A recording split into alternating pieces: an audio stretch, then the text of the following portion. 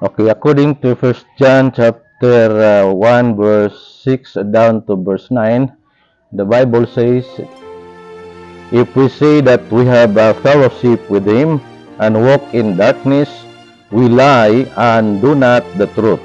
But if we walk in the light as he is in the light, we have fellowship one with another, and the blood of Jesus Christ, his Son, cleanseth us from all sin. If we say that we have no sin, we deceive ourselves, and the truth is not in us.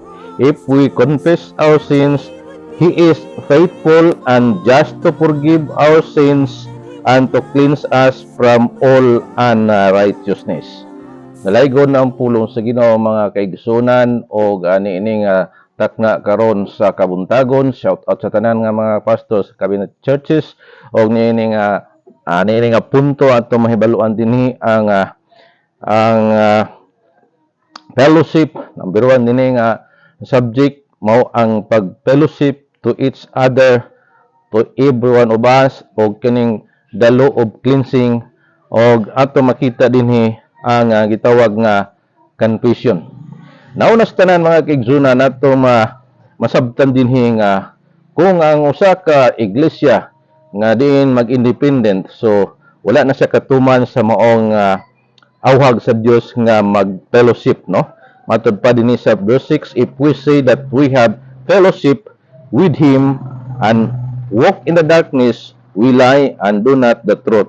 But if we walk in the light as he is in the light, we have fellowship one with another.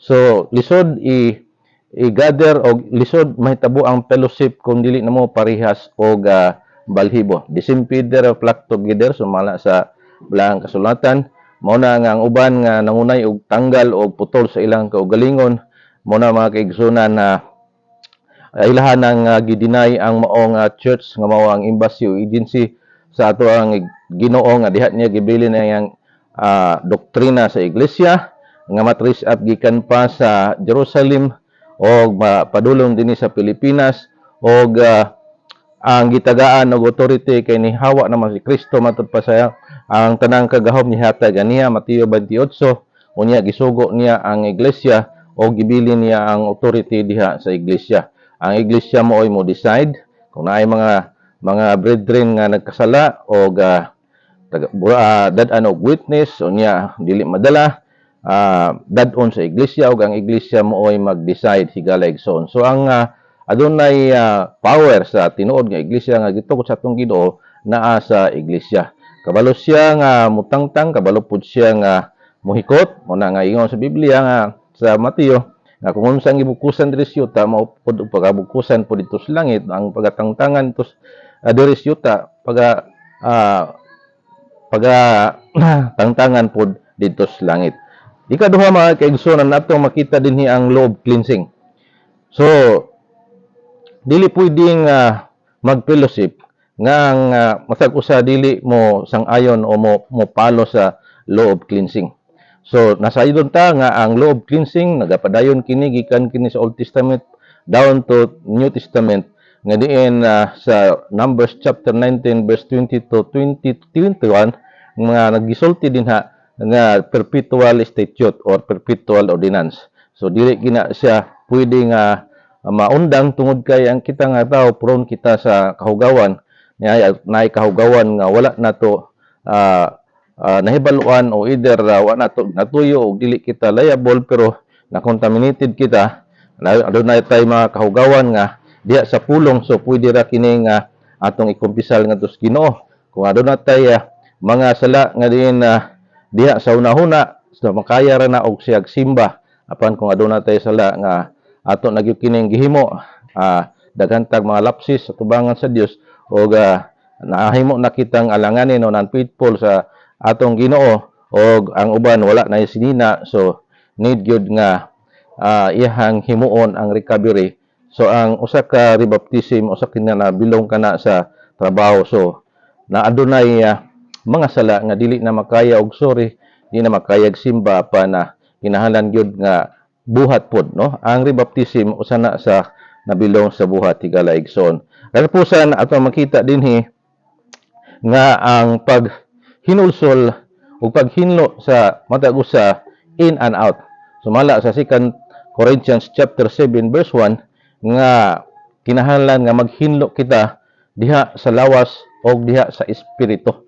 So in and out ang purification ni Galaigsoon. So niining tagna o niining panahon na ang uban nga mga iglesia nagkawatak-watak na, nagpaksyon-paksyon na tungod kay natagna na sa Biblia nga ang pag-anhin ni Kristo dili kini pigdait kundi pagbahin-bahin. Mao na nga kaning last days aduna nay pagbahin-bahin og ang gugmas kadaghanan nga bugnaw na. Mao na nga dili nato ikatingala higala igsoon nga adunay mga tawo nga dili kaya nila ang journey diya sa karnero og sila nay nangundang og ang uban na naghatag og mga pagbingkil diha sa taliwala og ang uban na wala nakakuha sa maong pagtulunan nga gibilin mas sa makausa diha sa Jude chapter 1 verse 3 nga gibilin sa iglesia sa makausa og ang uban wa na mag-base sa simbahan tungod kay nagdirect tugad ang uban na wala na mo dawat sa gitudlo sa tuang Ginoo ay para nako higala igsoon kung ang Biblia moingon nga kamang ko no kung mabasa diya sa Biblia nga o bisag dili mabasa apan implied siya masabot ay atong himuon tungod kay gusto sa Ginoo nga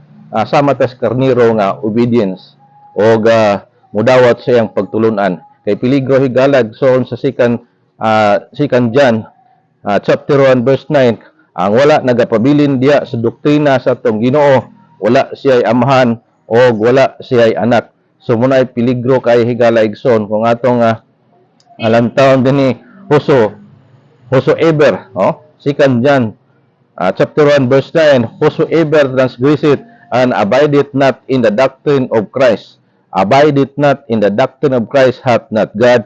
He that abideth in the doctrine of Christ he hath both the Father and the Son. So, clear kayo. It is very clear kayo mga kaigsunan nga ang doktrina importante gayod sa usa ka iglesia nga diin doktrina ni Kristo nga iyahang gi-apply o gidawat ay kung gidawat na nimo nyawa ka nagpabilin peligro gihapon. Kung naa sa Biblia wa nimo dawata peligro gihapon.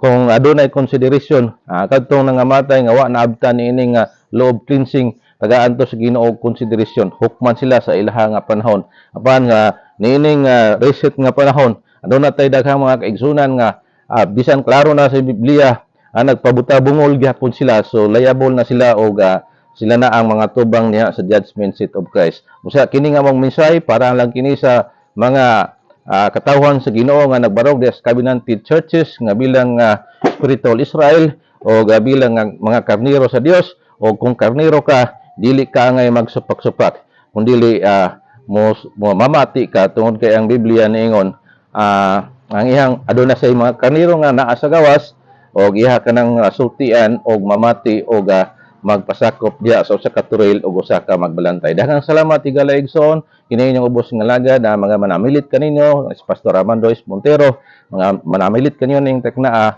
o God bless your heart sa matag usa ka nato.